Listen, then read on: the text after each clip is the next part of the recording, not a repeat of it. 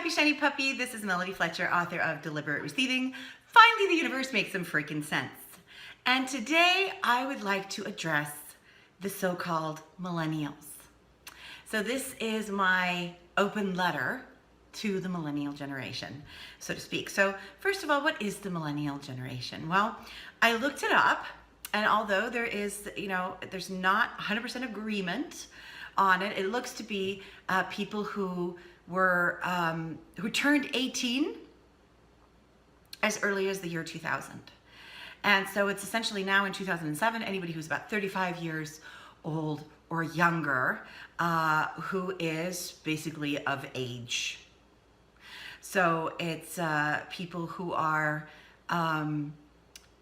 coming, out of college, coming out of high school, coming out of college, and have been in the work world for a while.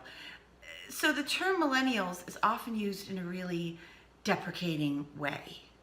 And, I look around on the internet, and I have to say, now that I'm in the United States, which I've been for a year now, a little over a year now, I notice that much more since I've been here. There's so much millennial bashing going on, so much vitriol being spewed at the millennial generation, that it really started to interest me, what was going on there and why were people so angry? I read not just one article that started with, we can all agree that millennials are just the worst, and I thought, no, wait, what?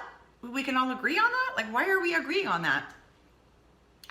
And so I wanted to, look into what was going on and what were millennials being accused of, and if they were behaving that way, why were they behaving that way? And what I found was that, well, I'll share with you what I found, because there's some really interesting stuff going on there from an energy point of view and from a belief system point of view. And but what I found is that, I wanted to speak to millennials directly and kind of go, you're not doing it wrong. Because a lot of people are essentially giving you the message that, you're the worst and you're doing it wrong and you need to just grow up. And I wanted to say to you, and I will back this up, don't worry, bear with me, but you're not doing it wrong. And there is nothing wrong with you. And so it's them, not you, basically. So let me give you some explanation, and then at the end of that, maybe I can give you some advice on how to deal with all this vitriol, all this rage being directed at you. And it's going to be easier once you understand where it actually comes from, rather than it's just haters gonna hate, which is true. Haters are gonna hate, which was the whitest way to say that, wasn't it? Or the oldest way, I don't know. Haters are going to hate. But anyway, that is true, but there's always a reason behind it that goes a little bit deeper. So the first thing that I want to address is that people are saying that your generation, you millennials, your generation is entitled, that millennials are entitled. So let me first of all define entitlement as opposed to being somebody that has an expectation that things are going to work out for you. Because what I teach is that things are going to work out for you, and that holding that expectation is actually a really powerful creative tool and a prerequisite to actually creating what it is that you want. You want to open yourself up to the point where you can get what you want, where you expect it to come, which means that when you get really good at this, you go through life expecting good things to happen to you, things to work out for you, which includes people giving you what you want. I am genuinely surprised when things don't instantly work out for me the way that I want them to work out. And so that's not being entitled. Entitled is when you decide that what you want has to come from someone specific. You have to give me what I want, whether you want to or not. Whether you want to play with me on this level or not, whether you're a cooperative component or a match to what I want or not, a match to bringing it to me, you have to do it. So then you start demanding from specific people that, they give you what you want, rather than taking a step back and go, oh, okay, this isn't working out. That's all right, because I'm still going to get what I want. So that's how I define entitlement. And there are entitled people in every generation, y'all. Are there entitled people in the millennial generation? Absolutely. Are there entitled people in Generation X, my generation? Absolutely. Are there entitled people in the baby boomer generation? Oh, hells to the yeah, there are. Yeah? But what I found is that a lot of people don't have that much of a problem with entitlement when it shows up in the wrinklier version. So the older you are, the more entitled you're entitled to be because you've earned your dues. And then we get resentful when somebody who's younger acts kind of entitled. Yeah? So, first of all, not all of what is being called entitlement in the millennial generation or any generation is actually entitlement. Positive expectation that things will work out for you is not entitlement. Demanding it from specific people is. And second of all, true entitlement is never a good idea. And you don't sort of earn a right to be entitled because you're rich or old or whatever. We could use a whole lot more adjectives there and get into all kinds of areas, yeah? So let's just sort of put that to bed right now. But being positively expectant that things are going to work out for you is not entitlement, but it can be so annoying because of this belief that I just touched on, that, you know, we all hold to some degree or another. Some of us are shifting out of it more than others, but it's still very prevalent in our society that you have to pay your dues. And paying your dues is defined as suffering. So once you've suffered enough, once you've suffered through an entry-level job that is meaningless on every level, you're doing nothing meaningful, not for the customers, not for the company, not for yourself, but you have to sort of tread on that hamster wheel for so and so long before you can get to do anything even halfway meaningful. You have to suffer. And once you've suffered enough, then you deserve to get to do something that's maybe a little bit better. Not good, but maybe a little bit better. And only once you've suffered a whole lot do you get to have your reward. And that is an old, archaic, horrible, limiting belief that is on its way out. And the millennial generation, more than any other generation before it, is rejecting that belief. And it is bumping up against, you know, people who are still mired in that belief because they get very resentful. If I had to suffer, they want to say, then you have to suffer too. How dare you not be willing to suffer when I did? Just because you bought into that belief doesn't mean that everybody has to, yeah?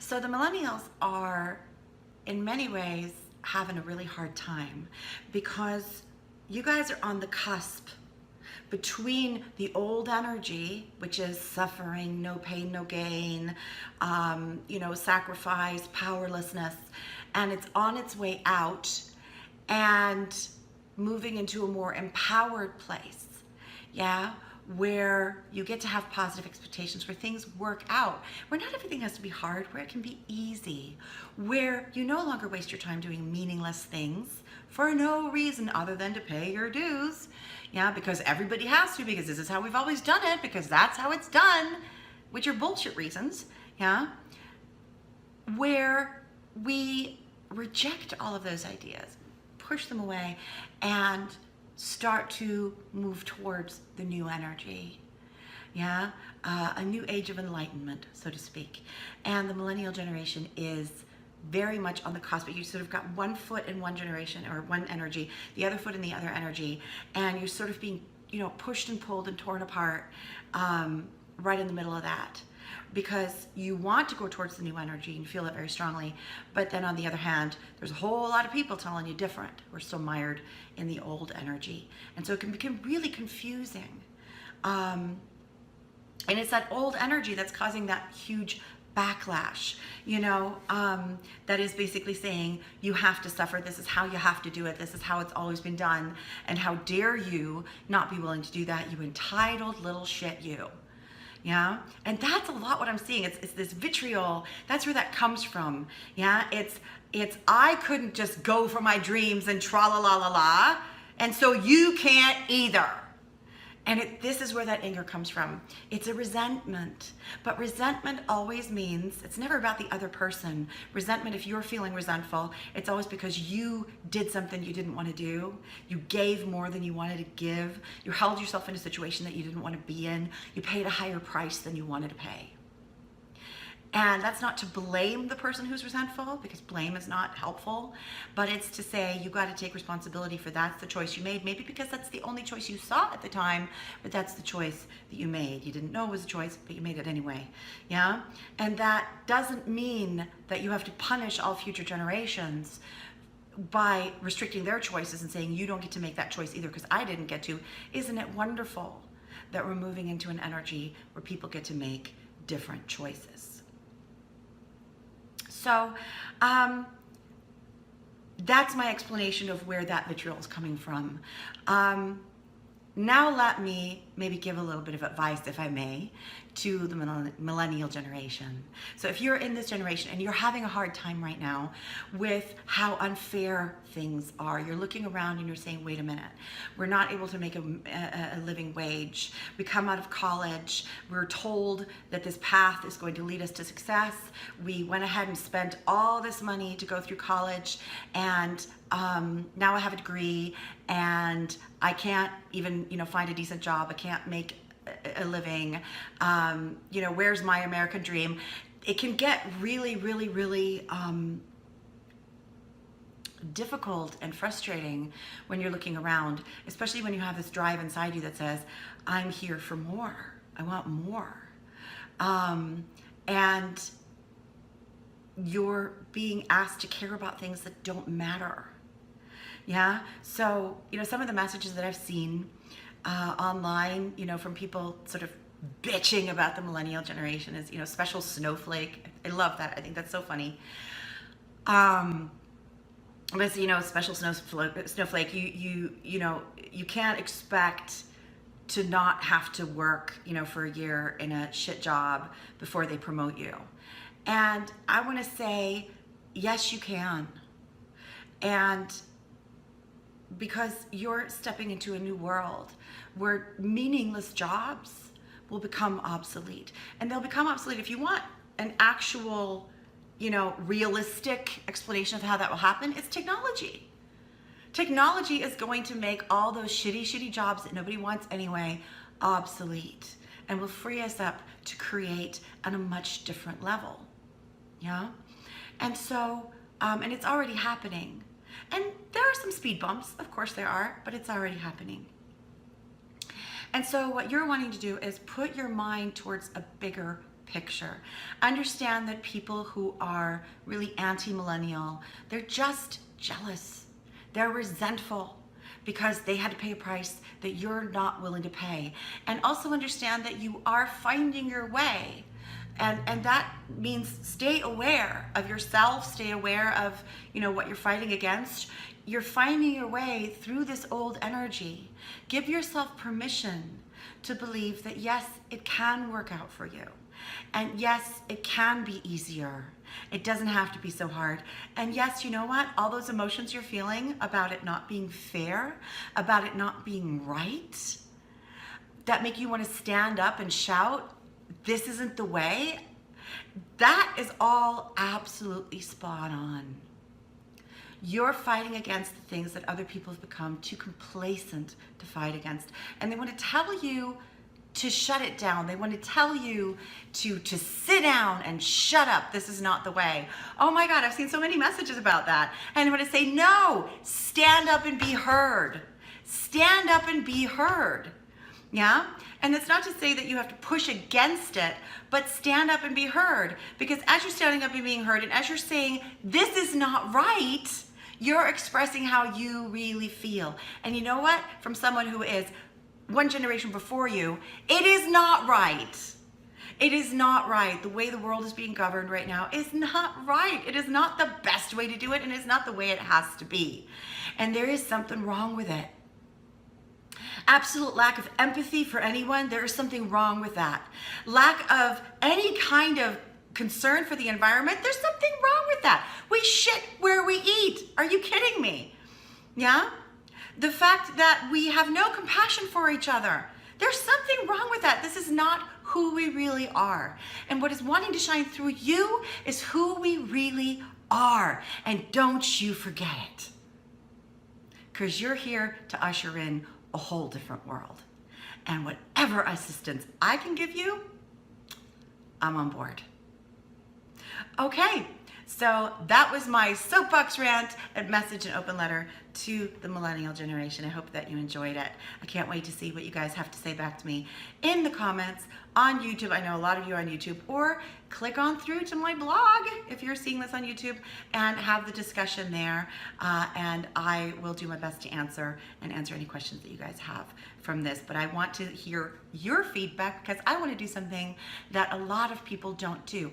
I want to listen to you. I've talked at you now, but now it's time for you to talk and tell me your thoughts, your concerns, and what is it that you're really struggling with.